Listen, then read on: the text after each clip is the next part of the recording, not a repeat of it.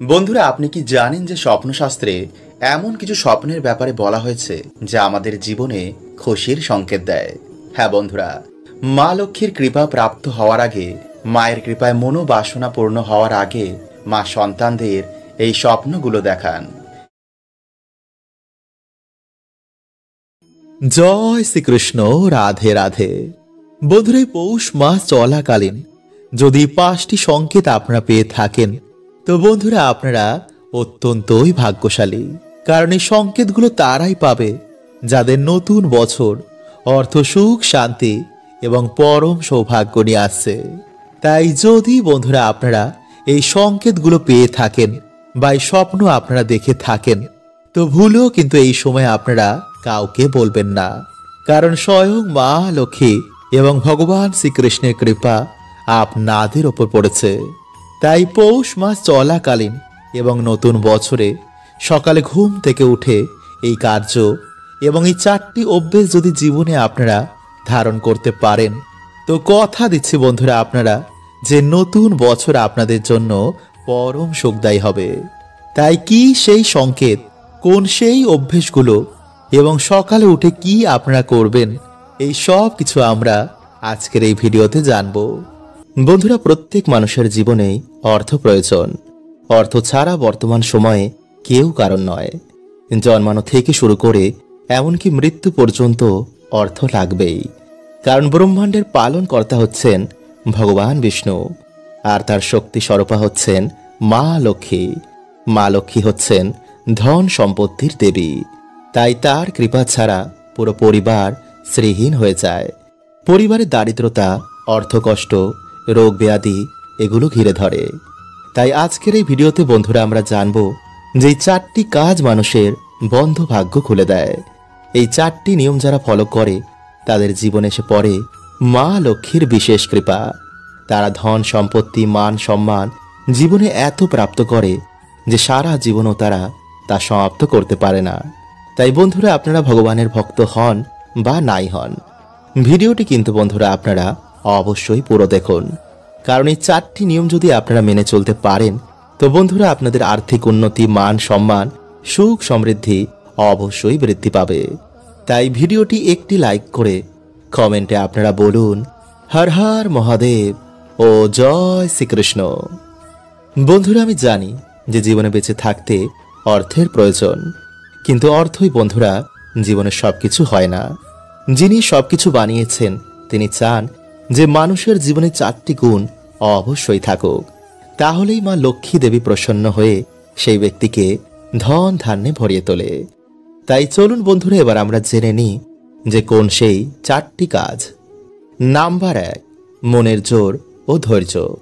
বন্ধুরা, ভগবান অর্থ দিয়ে বা অভাব দিয়ে ভক্তের পরীক্ষা করেন। তাই জীবনে বন্ধুরা ভালো সময় আসুক বা খারাপ সময় আসুক, বিচলিত একদম হবেন না। ভগবানের ওপর বিশ্বাস রেখে নিজের কর্ম করে যান। যেমন সুদামা ভগবানের পরম ভক্ত ছিলেন। জীবনে কত কষ্ট ভোগ করেও তিনি ভগবানের ওপর থেকে বিশ্বাস হারাননি। আর একদিন ভগবানের কৃপায় তার সকল দুঃখের নাশ হয়ে যায়। তাই বর্তমানে বন্ধুরা আপনারা যে পরিস্থিতিতেই রয়েছেন না কেন, একদমই কিন্তু বিচলিত হবেন না। কারণ বন্ধুরা তুবড়ি দেখবেন তাড়াতাড়ি জ্বলে, আর প্রদীপ ধীরে ধীরে হলেও বেশিক্ষণ জ্বলে। আর এর জন্যই ভগবানের পুজোয় প্রদীপ লাগে, তুবড়ি না। তাই নিজের ওপর ভগবানের ওপর বিশ্বাস রেখে নিজের কর্ম করে সামনে এগিয়ে যান। এক না একদিন আপনারা অবশ্যই সফল হবেন। নাম্বার 2, সন্তুষ্ট থাকা। বন্ধুরা, বর্তমানে অনেক মানুষ রয়েছেন যে কোনো কিছুতেই তারা সন্তুষ্ট হন না। তারা শুধু চায় যে আরো আরো। আর বন্ধুরা, এমন বাড়িতে কিন্তু মা লক্ষ্মী কখনো নিবাস করেন না। ফলে এমন বাড়িতেই অশান্তি, মনে শান্তি না থাকা, পরিবারের মধ্যে প্রেম না থাকা এগুলো দেখতে পাওয়া যায়। তাই বন্ধুরা, মা লক্ষ্মীর কৃপা প্রাপ্ত করার জন্য আমাদের কাছে যা রয়েছে তাতেই আগে আমাদের সন্তুষ্ট হওয়া দরকার। কারণ এমন অনেক মানুষ রয়েছেন বন্ধুরা যারা আমাদের থেকেও অনেক কষ্টে রয়েছেন, যাদের বাড়ি নেই, যাদের পরিবার নেই, যারা বিকলাঙ্গ। তাই ভগবানকে দোষারোপ করার আগে বন্ধুরা এমন মানুষ ও পশু পাখিদের আমাদের সাহায্য করা উচিত। এতে ভগবান প্রসন্ন হয়ে আপনাকে ধন ধান্যে ভরিয়ে দেবে, যদি আপনার মন পবিত্র হয়। নাম্বার 3, কর্মকেই ভগবানের আশীর্বাদ মনে করা। বন্ধুরা, এমন নয় যে দিন রাত আমরা ভগবানের কাছে টাকা টাকা করলাম আর আকাশ থেকে হঠাৎই টাকা এসে আমাদের বাড়িতে ভরে যাবে বিনা কোনো পরিশ্রম করে। তো বন্ধুরা, এটি কিন্তু চরম মূর্খতা।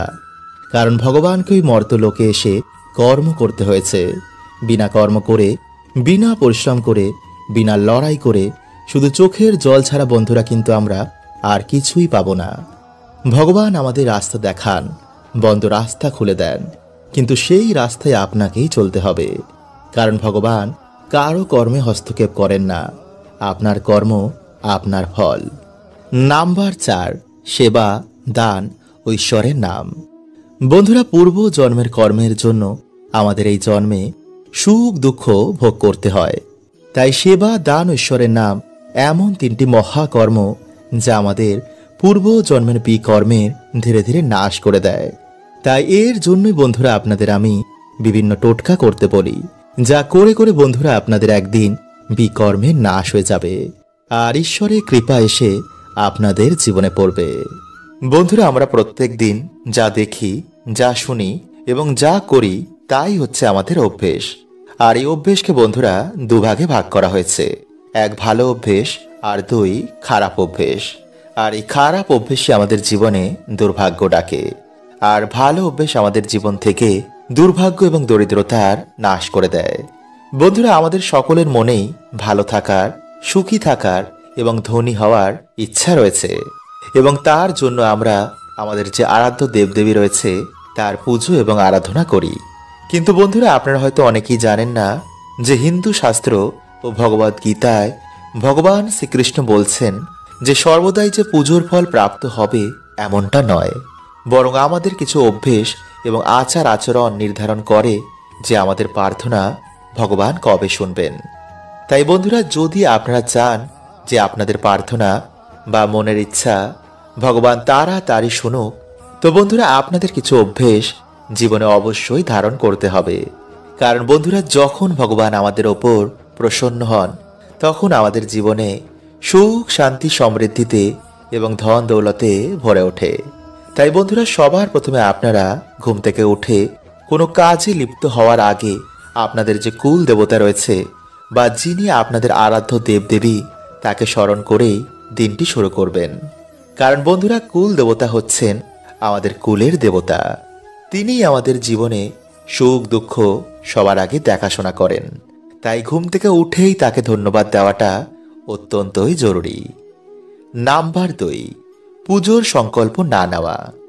বন্ধুরা, তার আগে আপনারা ভিডিওটি একটি লাইক করে কমেন্টে আপনারা বলুন হর হর মহাদেব ও জয় শ্রীকৃষ্ণ। বন্ধুরা, বর্তমানে বেশিরভাগ মানুষই পুজো অর্চনা এর জন্য করে যাতে তাদের মনের ইচ্ছা, মনের বাসনা পূর্ণ হয়, তাই তো? আর বন্ধুরা, এগুলোই হচ্ছে আমাদের ভৌতিক ইচ্ছা। কিন্তু পুজো অ্যাকচুয়ালি হচ্ছে আমাদের মনের বাসনা, মনের সকল ইচ্ছা ত্যাগ করে, এই সংসারের মোহমায়া ত্যাগ করে ঈশ্বরের চিন্তন বা ঈশ্বরকে প্রাপ্ত করা। তাই বেশিরভাগ পুজো অর্চনায় বন্ধুরা আমাদের ভক্তির অ্যাকাউন্টে গিয়ে জমা হয়, যা মৃত্যুর পর আমাদের ঈশ্বর প্রাপ্তিতে সহায়তা করে। কারণ বন্ধুরা, আসল জীবন হচ্ছে আমাদের মৃত্যুর পর। এই সংসারের জীবন তো মাত্র কিছু দিনের। তাই যতক্ষণ না আপনি পুজোর সংকল্প নিয়ে আপনি পুজো অর্চনা করবেন, ততক্ষণ কিন্তু বন্ধুরা আপনি পুজো অর্চনার ফল সহজে প্রাপ্ত করবেন না, বা ঈশ্বর নিজে থেকে যতক্ষণ না এটি চাইবে। তাই এর জন্য বন্ধুরা পুজো অর্চনাকে 3 ভাগে ভাগ করা হয়েছে, 1 ভক্তি, 2 মন্ত্র, 3 তন্ত্র। আর এর মধ্যে ভক্তিযোগকে সর্বশ্রেষ্ঠ মানা হয়েছে, কারণ ভক্তির অপর নাম হচ্ছে প্রেম। আর প্রেম কোনো কিছুর বিনিময় হয় না। কিন্তু যদি আপনি পুজো অর্চনার বদলে কিছু প্রাপ্তি করতে চান, তো তার জন্য বন্ধুরা আপনারা যতক্ষণ না এই পুজো অর্চনার সংকল্প নেবেন, ততক্ষণ বন্ধুরা কিন্তু আপনারা এর ফল পাবেন না। তো এর জন্য বন্ধুরা আপনারা যখনই পুজো অর্চনা করতে বসবেন, হাতে সামান্য জল নিয়ে সংকল্প করতে কিন্তু একদম ভুলবেন না যে এই কারণে আপনি এই পুজো অর্চনা করছেন। আর একেই বন্ধুরা বলা হয় সাধনা, যার জন্য তন্ত্র মন্ত্র বিভিন্ন প্রক্রিয়ার মাধ্যমে নিজের মনোবাসনা সাধকেরা পূর্ণ করে। নাম্বার 3, বাড়িতে যজ্ঞ না করা। বন্ধুরা, ভগবান শ্রীকৃষ্ণ গীতায় বলছেন যে যেই বাড়িতে যজ্ঞ হয় না সেই বাড়ি শ্মশানের সমান।